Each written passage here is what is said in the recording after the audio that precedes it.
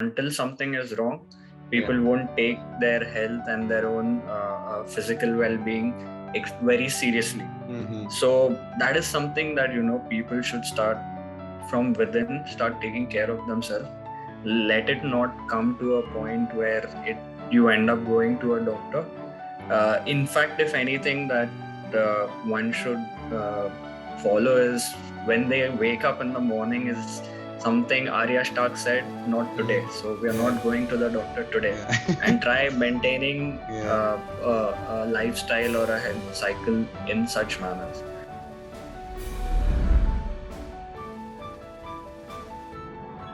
Hi guys, good evening. It's been a while. Welcome back to the show. It's I would say a new guest, a new beginning. It's been a while that we've been a little consistent with the podcast.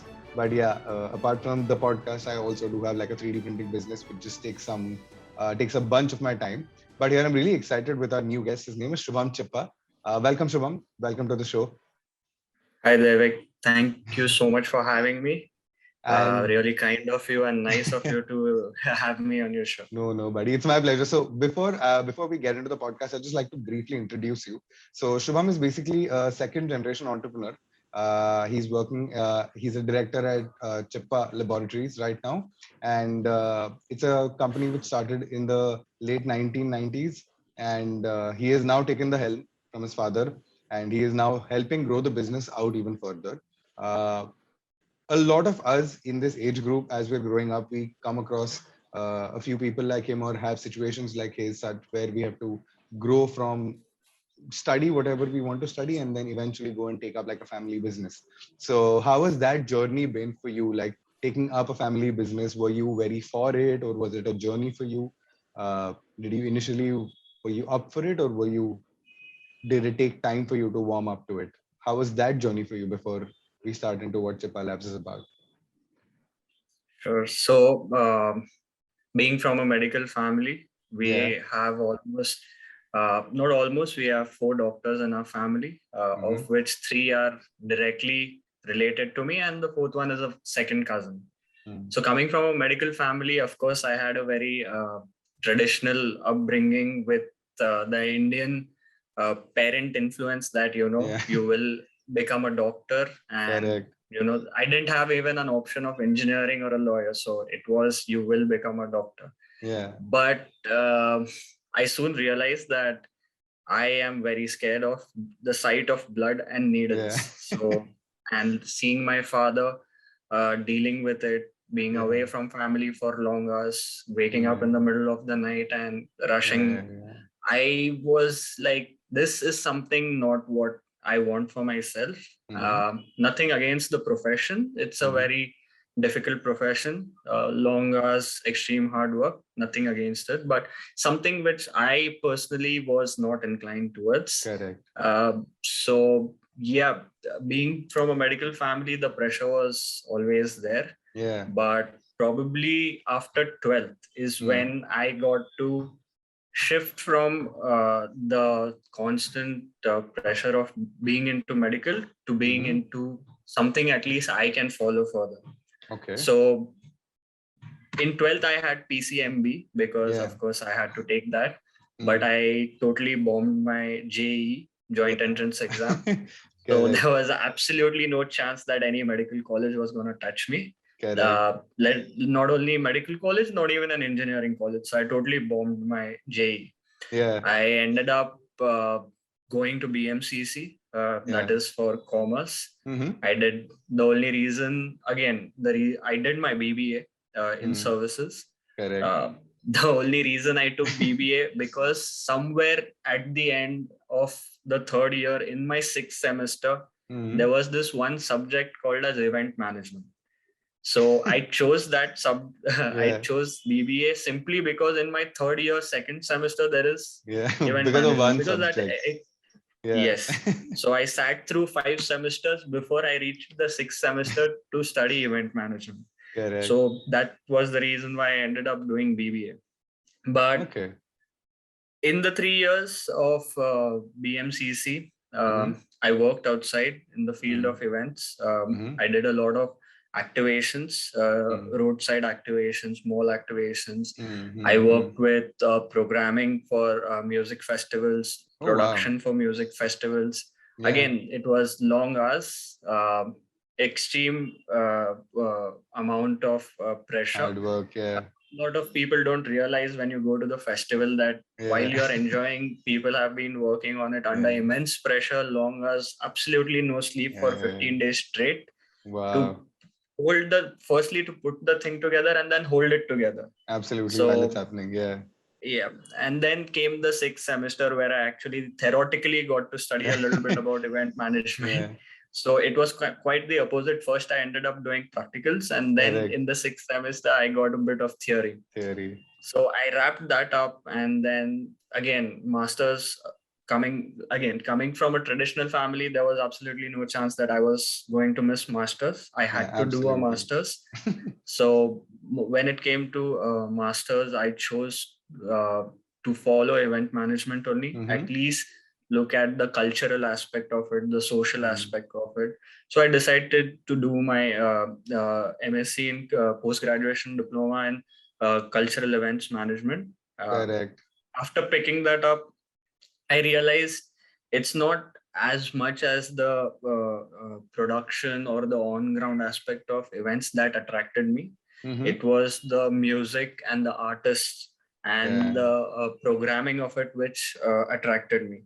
Correct. So in my master's, I did a very conscious shift from the production aspect to the music aspect. So actually, I specialized my cultural event management in music and nightlife. So in that, what I got to study and at least interact with course leaders and a lot of my batchmates regarding was music publishing, artist management, licensing, and a record label, the business of music. Because so music industry is not only about the artist and the performance, but there is a lot of industry which makes sure that the artist and his content is made popular through mass media, and I ended up studying and exposure to that part of music industry.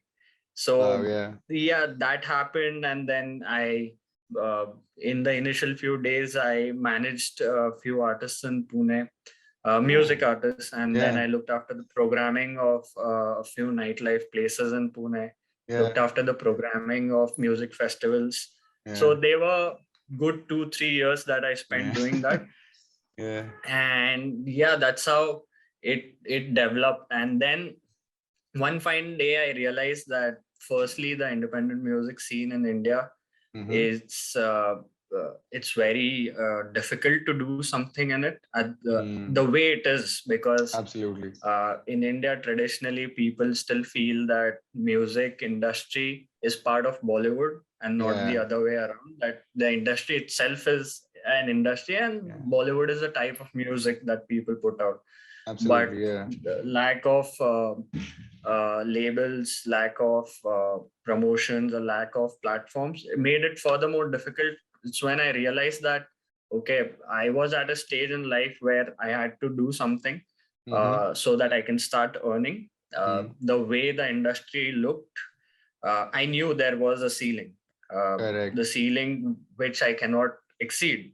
And if it were to happen, if we were to break the ceiling, a lot of factors would have gone into it. And I was simply not at that stage where I wanted to do it. And the other thing that started to happen was when there is a pressure of making a livelihood out of your passion, it no longer stays your passion, and neither are you making a decent livelihood out of it. So I chose in that moment, I chose, let's keep it on hold at the moment and start going out and start making real money, so that at some point in life music is still there. That is my retirement plan. The way the day I end up retiring from this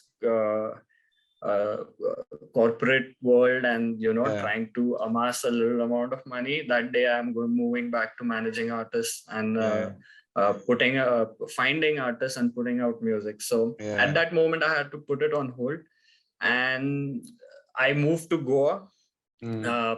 I didn't have a job or nothing. I just one fine day I wrapped everything and I moved to Goa. I tried think finding a job over there. Up until now, you were doing everything against what your parents wished for you to do when it came you to. have absolutely no idea like how difficult it was for them absolutely. to see me. I mean, I won't say it was difficult for me. Of course, there were challenges, but it was something that I chose to follow, and something that I chose to, go down the path. But it was extremely difficult for them to see that, like, what is he doing? Why is he doing? It totally didn't make sense to them. Absolutely. And fair enough, like, this was some new industry that, it's not explored. Not a lot of people know about the music industry and the publishing industry outside of few people in Bombay. So if you leave Bombay, where the music industry is and the mass media industries, if you go outside Bombay, not a lot of parents understand this, and they don't even know, like, is that even a career? Is if you can really make a career out of it. So it's fair enough that they thought, what am I doing with my life? So yeah, that happened. I moved to Goa. Tried finding a job, which I eventually got.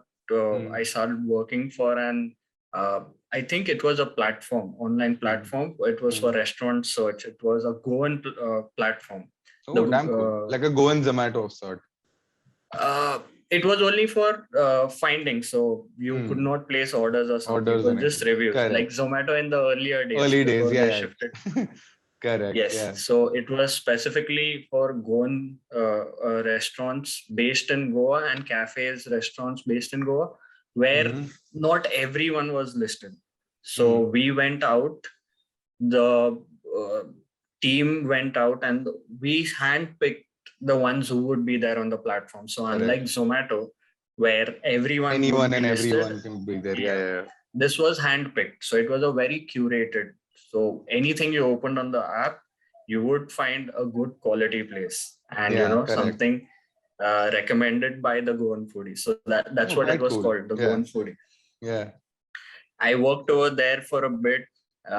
Then from there, I got an opportunity to work with a co-working space which was opening up in Goa. So it was a mix of co-working and co-living. Bootstart space. They opened up a co-living. It's called Bootstart. It's based out of Pune.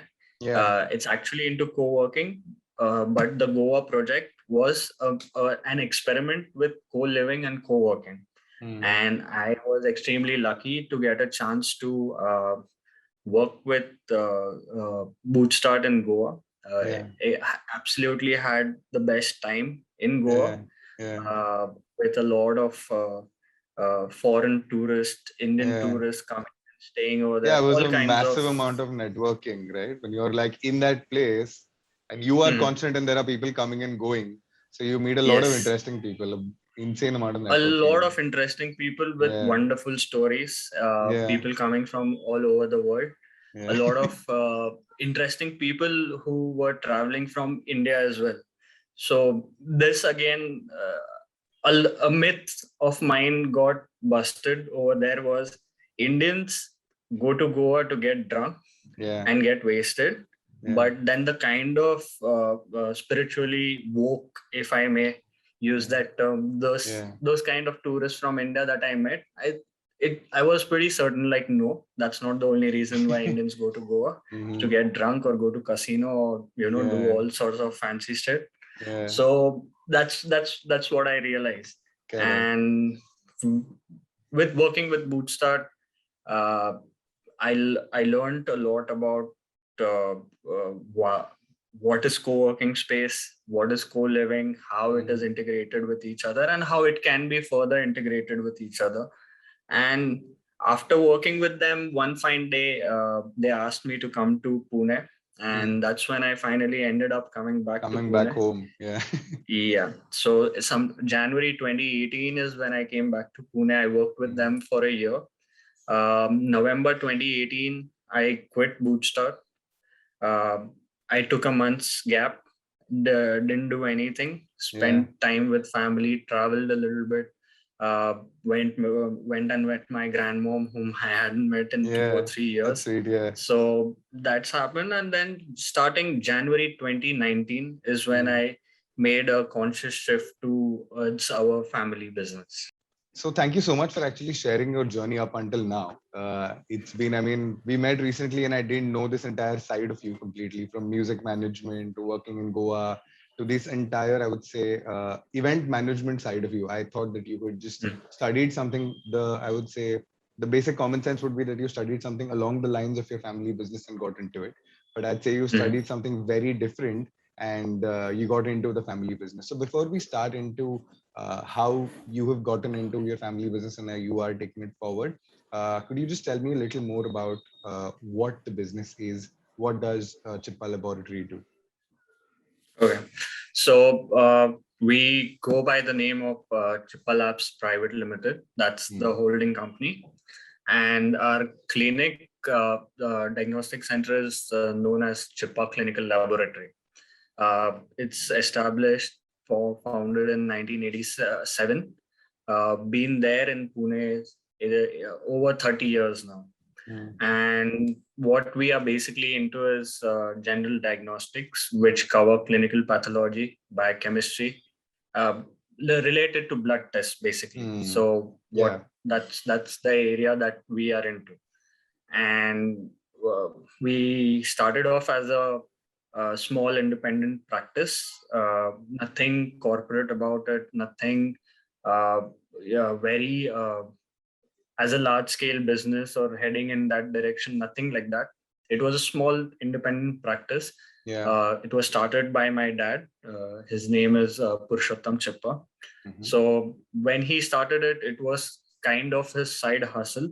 It was not, the Chippa Labs was not his full-time thing. He was employed, and he is still employed even till date. Like the hospital name is Wadia Institute of Cardiology. He is actually still employed with them even today, and the hospital refuses to let go of him. What are you saying? Yes, he completed his tenure. He was supposed to retire at the age of 60. He did retire at the age of 60, but the hospital was like, retirement ho gaya, party ho gaya, tomorrow you're coming back to work. So that's how the conversation went. They refused to let him go even today. And what started off as a informal setup, a side hustle, without realizing, he saw that it has grown to a substantial scale, and it's until very recently that a formal corporate structure was put into place. Proper policies were put into place in terms of how we run things around. Of course, the way we test our samples, do our processes, the standard protocols that we have, they have been since day one. Correct. And with the scale, with the time, changes have come into it. But it's just the formalization of the business, having a formal structure into the business is something that started happening very recently. But yeah, I think your dad starting it out as a side hustle and now turning into a full-time business, that's really insane. That's quite cool, in fact. So you're saying that he set this business up and grew it while he was doing a day job? Absolutely, yes. Oh, so wow. when he started in 1987, he was already working with Wadia Institute of Cardiology for almost 3 years. And after settling into the job over there and getting used to that, it's when he started this. And his job was actually from 7:30 to 3:30 for the better part of 35 years that he has worked with Wadia. But as soon as he got done at 3:30, 4 o'clock, he used to enter his lab, and then he left at 11 o'clock, 12 o'clock, 1 o'clock, whenever time permitted. So he pretty much ended up working a lot. Wow, that's another story, man. That's like, I'd say it started out as a side hustle, and today it is where it is, and now you are there growing it. So I think it's quite an exciting time for him and you, knowing that now he's. I mean, as a proud father, he would be like, okay, my son, after going around I mean, they gave you the freedom. To be honest, not a lot of people give their children the freedom that you got in terms of studying what you wanted to, going to Goa. A lot of parents would have just at that point of time told you just like, shut up and get back. You got a business to take care of. True that. Absolutely. Like, uh, again, like I'm extremely grateful to them. They did give me a hard time in the initial days. But then once they realized that, okay, he has chosen a path and, it's a little different than what they expected. But as long as he has chosen and he is willing to do whatever it takes, they were pretty understanding, supporting. Yes. I personally do believe that also, since they gave you the freedom to do what you wanted to do in those early years, is also why you willingly wanted to get back to it and you love doing it today. I mean, it's not a situation where you were forced into it, due to which you don't have that resentment or rebel in your mind somewhere deep rooted that I didn't want to do this. Why am I doing this? I still want to experience that side of life. So I think it's just been a very wise decision as parents to let you experience what you wanted. But now I jokingly speak with my father, just if we are someday in a good mood, sometimes I just try to convey it to him that sure, like, he did want me to get involved in the business. But not the way he thought. So he thought I will get involved in the business as a doctor and look at the medical aspect of it.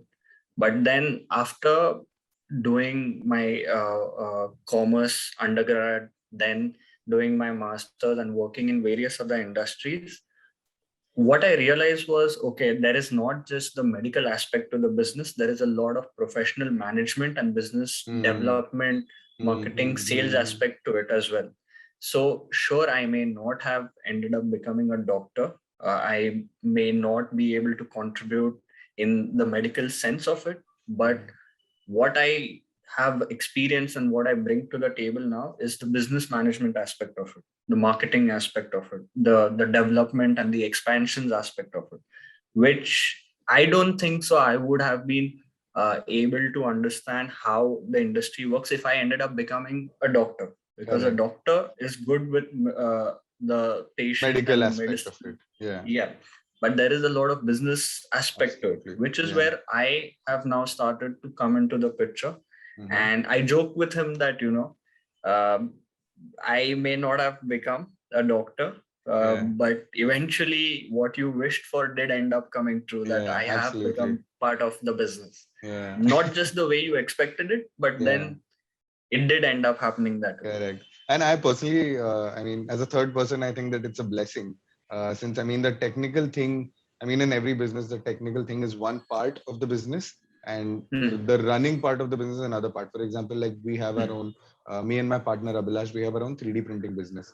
So, I mean, today, what we essentially do in 75 to 80% of our time is non 3D printing work, like administration, team building, understanding whom to hire, expansion, developing expansion. It's just like much more complex, and that's not something that we have been taught.